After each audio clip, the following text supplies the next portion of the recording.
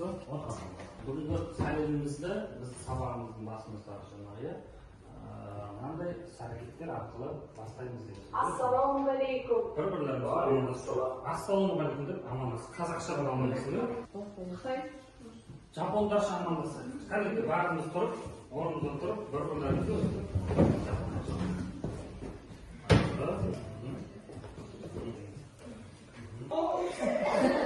бүйтіп амандасып қойып, бірақ бізде үй тапсырмасы болған болатын. Үй тапсырмасы бізде жаңа Қазақстандағы қалалар, ондағы халықтар туралы болған. Біреуін таңдап алайық. Так, бұл жерге жазып ал, картадан. Алматы. Так, бұл не арқылы Алматы екенін білесіз? Тау арқылы. Тау арқылы. Бұл Қызылорда ма? Біз түсіну керекпіз. Қандай қалалар? Өздеріне тән символдары бар деген сияқты, жаңа. Солтүстік болса картада үстіңгі жақты қарайсыңдар. Оң шығыс соған напротив. Оң қолымыз, дұрыс айтады, не? Шығыс. халық тәуелсіз Қазақстандағы бірінші халық санағы 6 миллиард адам болды. Туу өте төмен, өлім. Бала көп болады, адамдар көп өледі. Халық санағы неше жылда бірден жүріп отырады екен? Яғни әрбір халықтың және де осы видеода халықтың бірнеше жыл сайын өсіп тұрғаны. Сенің отбасында неше бала бар?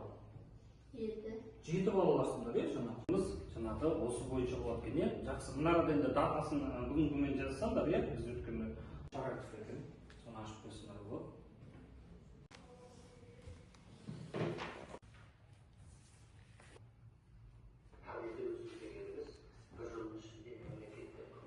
Туылғандар мен өлгендердің арасында. Екіншісі, механикалық өсім дейді, Қазақстанда қаншама адам тұрып жатыр, соның үстіне тағы да көшіп келсе, немесе Қазақстаннан басқа елге көшіп кетсе, ол бізде қандай өсім? Механикалық өсім деп айтамыз. Өсімдер эмиграция минус иммиграция. Разница ә мен иде, анда плюс болады. Кесте берем. Қазір. Не? Бірінші кесте. Бойынша балалар қанша Арттырады. Қарттар.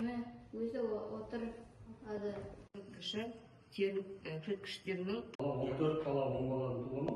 Отбасы қолданбалы қарттың деңгейі төмен. Халықтың қартайып байқалады. Көп табиғи өсім орташа Африка ел. 3 құнды нәрсе, 3 қызық нәрсе, 3 күтім нәрсе. Ол саған, например,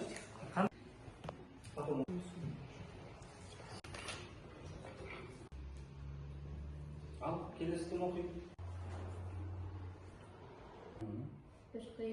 қиындықтар болды. Кез болды. Ал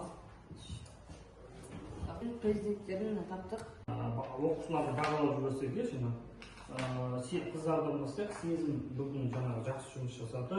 Басты менің бәрін